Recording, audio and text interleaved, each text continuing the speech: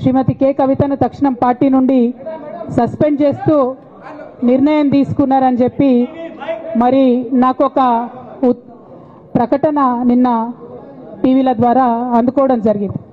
ఏది పడితే అది చిల్వల్ పల్వల్గా నా మీద రాపించడం, ప్రచారం చేయడం, చాలా దారుణమైనటువంటి పనులు పార్టీలో ఉన్నటువంటి కొందరు పని కట్టుకొని కత్తి కట్టుకొని నా మీద చేయడం జరిగింది.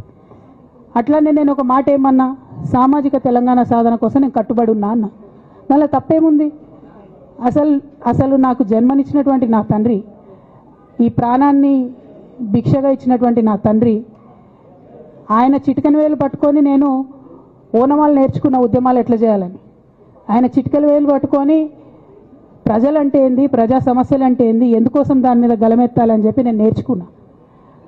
ఆ నాయకుడి స్ఫూర్తిగానే నేను సామాజిక తెలంగాణ మాట్లాడినా.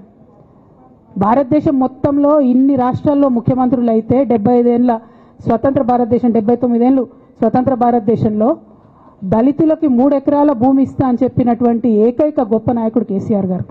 ఆయన దగ్గర నుంచే కదా నేను సామాజిక తెలంగాణ ఎజెండా నేర్చుకున్నది.